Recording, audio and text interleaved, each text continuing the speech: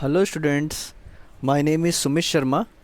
I am working in St. Andrews Institute of Technology and Management, Gurugram, as an assistant professor in Computer Science department. This is our next lecture of web series of .NET. In the last lecture we had done with Unit 3 topics. I hope you have understood these topics very well. Now today we will start Unit 4 of .NET and we'll discuss about inheritance, types of inheritance, method overriding, polymorphism, types of polymorphism, sealed classes and sealed methods. Now these are the topics which we will cover in this unit. So the first topic is inheritance, types of inheritance, method overriding, polymorphism, types of polymorphism, sealed classes, sealed methods, abstract class, abstract members, abstract methods, exception handling, interface and its characteristics, and automatic memory management in C#. Now let me start with the first topic of today's session is inheritance. So what is inheritance? Inheritance is the mechanism of driving a new class from an already existing class. What is class? In the last lecture, in the last unit, we had discussed about class, methods, etc. Now, inheritance is the mechanism of driving a new class from an already existing class. Okay, so basically inheritance is the mechanism which allows a class A to inherit properties of class B. That means A inherits from B. Now object of class A thus have accesses to attributes and methods of class B without the need of redefine them. Inheritance provides the idea of reusability. That means code once written can be used again and again in a number of new classes. The most important reason for using OOPS object-oriented programs is to promote reusability of code and to eliminate the redundant code. So, inheritance is the process by which objects of one class acquire the properties of objects of another class. Okay, so the new derived class inherits the members of the base class and also adds its own. In C#, basically inheritance is a process in which one object acquires all the properties and behaviors of its parent object automatically. And in such a way, you can reuse, extend or modify the attributes and behaviors which is defined in other class. Got it? So in C#, basically the class which inherits the members of another class is called derived class, and the class whose members are inherited is called base class. The derived class is the specialized class for the base class. Okay, though inheritance is one of the important characteristics of the object oriented programming, and also inheritance enables us to create new classes that can be reused, extended and modify the behavior which is defined in the other classes. The class members which are inherited are known as base class, and the class which inherited those members are known as derived class, as we discussed above for the same. The derived class can have only one direct base class. Inheritance is transitive also, transitive nature also. Like if class Z is derived from class Y and class Y is derived from class X, so class Z can inherit the members of class Y and X. By the help of inheritance, we have a lot of advantages and disadvantages. So now discuss about the inheritance advantages. First of all, it reduces the redundancy of code. Okay, redundancy means duplicacy. Now it provides the reusability of code. There is no criteria to define same thing again and again. So, to provide the reusability of code, it reduces the code size and improves the code readability.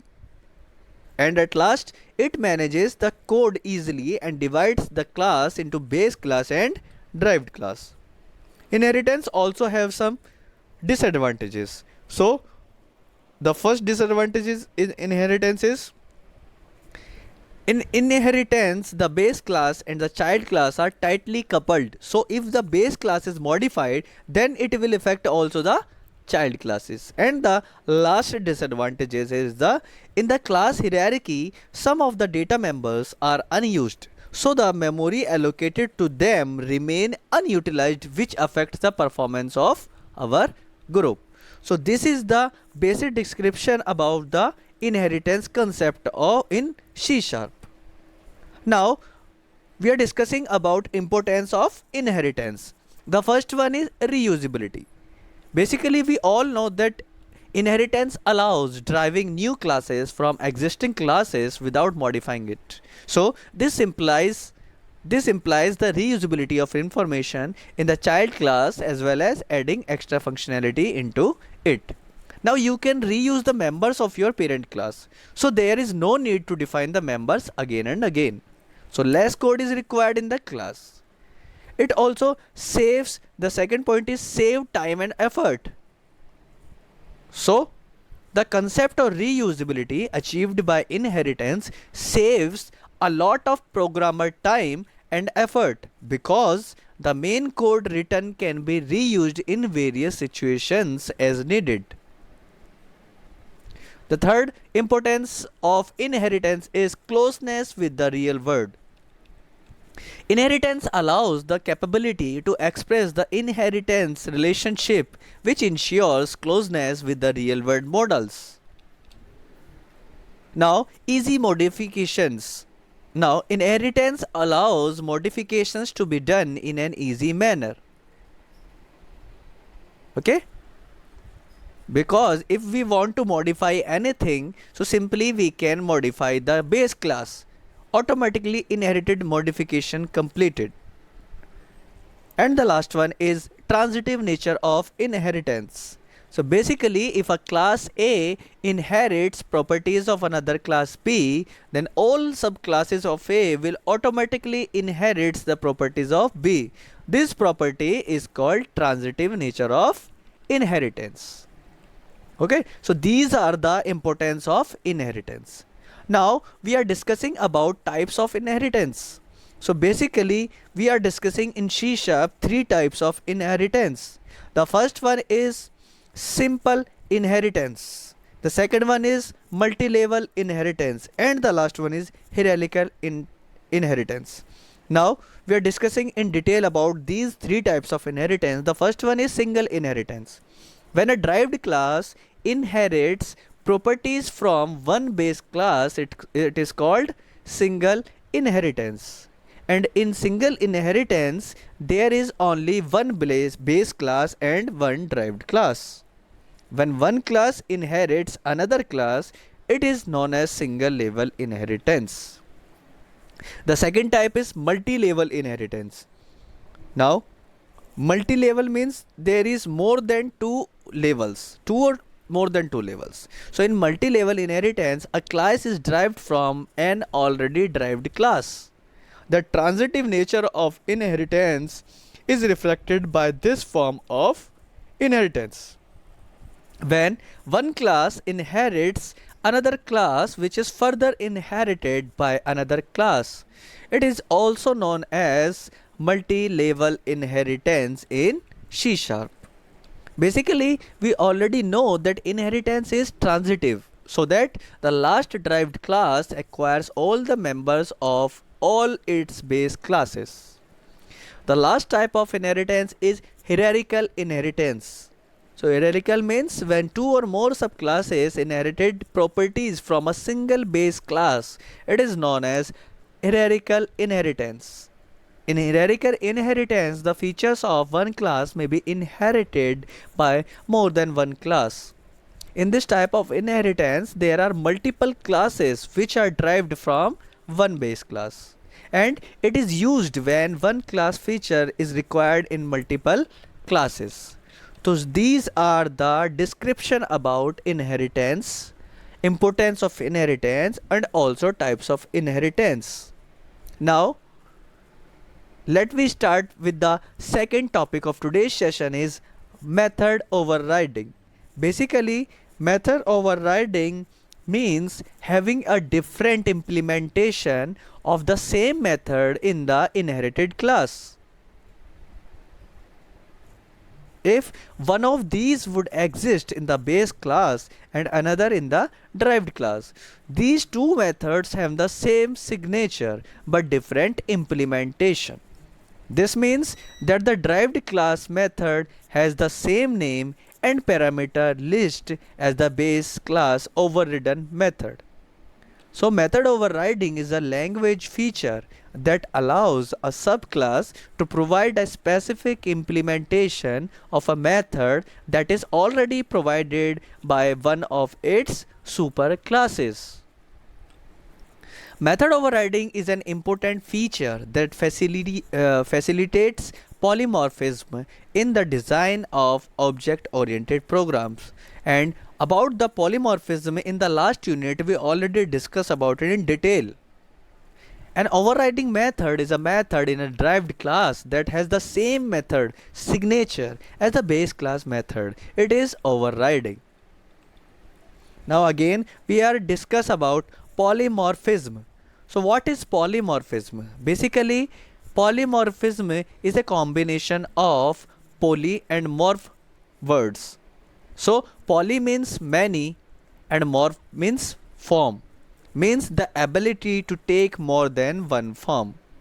Basically, polymorphism is the property by which the same message or data can be sent to objects of several different classes. So polymorphism is often considered the most powerful feature of an object-oriented programming language. So basically, if I am talking about the definition of polymorphism, so we can say that polymorphism is an object-oriented programming concept that refers to the ability of a variable, function, or object to take on multiple forms. In a programming language exhibiting polymorphism, class objects belonging to the same hierarchical tree may have functions with the same name but with different behaviors. The word polymorphism is used in various contexts and describes situations in which something occurs in several different forms. If I am talking about the computer science, in computer science it describes the concept that objects of different types can be accessed through the same interface. Each type provides its own independent implementation of this interface. So it is one of the core concept of object programming. Object-oriented programming means OOPS concept. If I'm talking about the advantages, some advantages of polymorphism, so basically polymorphism helps programmer to reuse code and classes once written, tested and implemented. A single variable name can be used to store variables of multiple data types like a float, double, long, int, and etc. It helps compose powerful, complex abstractions from simpler ones. Okay. Now we are discussing about types of polymorphism here, and there are two types of polymorphism and explained in the diagram. The first one is compile time polymorphism and the second one is runtime polymorphism. Basically, polymorphism are categorized into two major categories: compile time polymorphism and runtime polymorphism. But these two major categories also categorized into subcategories. The first subcategory of a compile time polymorphism is function overloading and the second one is operator overloading. The second subcategory, the second category, runtime polymorphism, is categorized into only one subcategory, is virtual function. Now, if I am talking about the types of polymorphism. The first one is compile time polymorphism. So in compile time polymorphism, the compiler is able to select the appropriate method for a particular call at the compile time itself. It is also called static binding or early binding, which means that the code associated with the method call is linked at compile time. Basically, the compile time polymorphism categorized into two major categories. The first one is method overloading and the second one is operator overloading. So what is method overloading? Basically, method overloading is a concept where several method declarations are specified with a single and a same name that performs similar task but on different data types. And the second one is operator overloading. So what is operator overloading? Basically, operator overloading gives flexible option for the creation of new meaning to operators used in C#. All the operators have their specified meaning and functionality. The second major category of polymorphism is runtime polymorphism. So if the appropriate member method is selected while the program is running, it is called runtime polymorphism. It is implemented using virtual method. And the runtime polymorphism is also called as dynamic binding or late binding. If I'm talking about compile time polymorphism, it is static binding, but runtime polymorphism is dynamic binding. In this type of polymorphism, methods have the same name, same signature, but different in the implementation. In dynamic polymorphism, methods are overridden, so it also called as method overriding. Now the next topic of today's session is sealed classes. So what is sealed class? Basically, C# sealed modifiers is applied to classes to prevent them from being subclassed. So sealed class are used as a security feature to prevent overriding of class methods by derived class. Sealed classes restrict the inheritance feature of object-oriented programming. When one adds the modifier sealed to a class, the class cannot be a base class. The sealed is a keyword basically. So the sealed keyword is used to indicate that a class cannot be inherited. Sealed classes are defined to prevent derivation. So objects can be initiated from the class, but subclass cannot be derived from it. A sealed class provides functionality that one can use as is, but one cannot derive from the class and hide or override some of the methods. Now, I am talking about sealed method. So basically, one may also add the keyword sealed to class members of not sealed classes.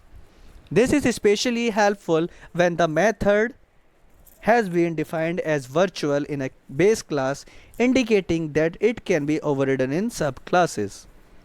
If it does not want subclasses to be able to provide new implementation details, add the keyword sealed.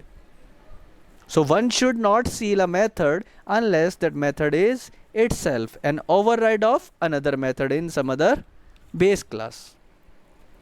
If it is a new method and one does not want subclasses to overwrite it, does not clear it as virtual in the first place. If however one has overridden a base class method, the sealed keyword provides a way of ensuring that the override supplied to a method is final override. No subclasses can override it again.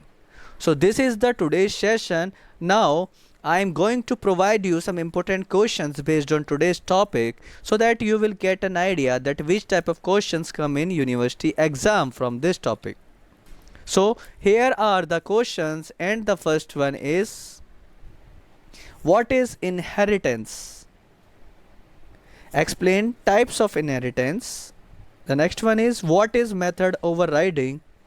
What is polymorphism?